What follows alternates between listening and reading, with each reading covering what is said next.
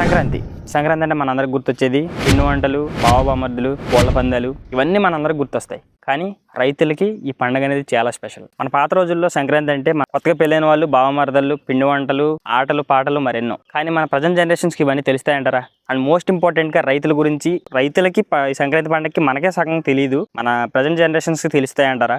సంక్రాంతికి మన ఫార్మర్స్కి రిలేషన్ ఏంటి అనేది ఈ వీడియోలో అయితే డిస్కస్ చేద్దాం. సో ఈ వీడియో మీకు ఇంట్రెస్టింగ్గా అనిపిస్తే మాత్రం వెంటనే మన ఛానల్ లైక్ చేసుకుని వీడియో మొత్తం చూడండి. చూస్తే మీకు ఇంట్రెస్టింగ్ అనిపిస్తే, ఈ ఫార్మింగ్ కంటెంట్ మీద మీకు ఇంట్రెస్ట్ ఉంటే వెంటనే మన ఛానల్ సబ్స్క్రైబ్ చేసుకోండి. అండ్ ఇంకా వీడియోలోకి అయితే వెళ్ళిపోదాం. సో ఇది 3 రోజుల పండుగ కాబట్టి 3 టాపిక్స్లో అయితే మనం దీనికి డిస్కస్ చేసుకుందాం. ఫస్ట్ టాపిక్ వచ్చేసి భోగి. సో భోగి అంటే మనందరికీ తెలిసిందే, మన పాతదాన్ని వదిలేసి కొత్త జీవితాన్ని స్వాగతం చెప్పే పండుగ ఈ పండుగ.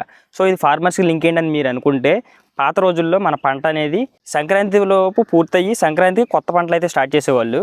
సో ప్రజెంట్ జనరేషన్స్లో ఏమైందంటే, మనం పంట అనేది టైం అనేది మారిపోయింది.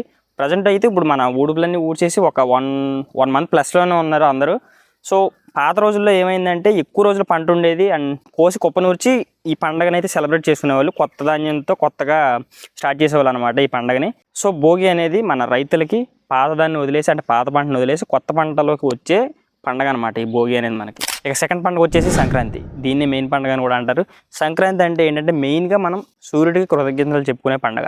మన పంటకి పర్టికులర్గా కావాల్సింది సన్లైట్. ఈ సన్లైట్ వల్లే మనకి పంట అనేది చాలా బాగా పండుద్ది. మన రైతులందరికీ తెలుసు, కొద్దిగా చదువుకున్న వాళ్ళు ఎవరికైనా సరే అందరికీ తెలిసే ఉంటుంది ఏంటంటే, ఫోటోసింథసిస్ ద్వారా ప్లాంట్ అనేది దానికి కావాల్సిన ఫుడ్ అనేది ప్రిపేర్ చేసుకుంటుంది. చదువుకుని ఉన్న వాళ్ళకి ఇది బాగా తెలుస్తుంది. చదువుకునే వాళ్ళకి ఎలాగంటే, సన్ రైజ్ పడడం వల్ల పంట బాగా పండుతుందని చెప్పి మన వాళ్ళు అందరూ బిలీవ్ చేస్తారు. సో పంటలో సూర్యరశ్మి అనేది ఎంత కీ రోల్ ప్లే చేస్తుందో మన రైతులందరికీ తెలుసు. సో ఇది మన కృతజ్ఞతలు చెప్పుకునే పండుగగా సంక్రాంతిని జరుపుకుంటాం. ఇక థర్డ్ ఫెస్టివల్ వచ్చేసి కనుమ అనేది మనం పశువులను గౌరవించే రోజు. సో ఇప్పుడు మనం ప్రజెంట్ చూసుకుంటే, మన పొలాలను దున్నడానికి ట్రాక్టర్స్ ఉన్నాయి అండ్ ట్రాన్స్పోర్టేషన్స్ కూడా వెహికల్స్ ఉన్నాయి.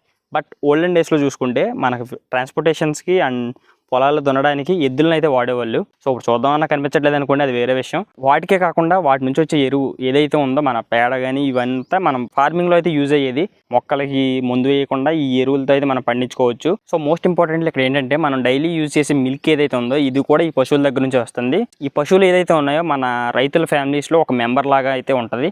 సో మన పశువులను గౌరవించే రోజు ఇది. సో పాత రోజుల్లో రైతులకి సంక్రాంతికి ఈ టైప్ అయితే రిలేషన్ ఉండేది. ఇదంతా అయితే మన అందరికీ తెలియదు. ప్రజెంట్ జనరేషన్కి తెలిసే అవకాశం లేదనైతే నేను అనుకుంటున్నాను. తెలిస్తే ఇంకా మంచిది. ఇలాంటి వీడియో చూస్తే మన వల్ల అందరికీ తెలుస్తుందని చెప్పి అయితే నేనైతే అనుకుంటున్నాను. ఈ సంక్రాంతి పండుగకి మనం కుటుంబ అనుబంధాలని, రైతుల కృషిని అయితే గుర్తు చేసుకుని ఈ సంక్రాంతిని అయితే జరుపుకుందాం. ఈ వీడియో అయితే మీ ఇక్కడ వరకు చూసారంటే మీకు ఈ వీడియో నచ్చిందని అనుకుంటున్నాను. నచ్చితే వెంటనే మన ఛానల్ సబ్స్క్రైబ్ చేసుకోండి. ఇలాంటి ఇన్ఫర్మేషన్ వీడియోస్ మీకు అయితే తీసుకొస్తూ ఉంటాను. సో ఇప్పుడన్నా సరే మన సంక్రాంతి గురించి ఇదంతా తెలుసుకుని సంక్రాంతిని అయితే మంచిగా జరుపుకుందాం. సో నెక్స్ట్ వీడియోతో మళ్ళీ కలుద్దాం. Until then happy Makar Sankranti and bye. మన కుటుంబ అనుబంధాలని సంక్రాంతి, ఈ ఫ్యామిలీ కుటుంబ అనుబంధాలని తర్వాత ఏంట్రా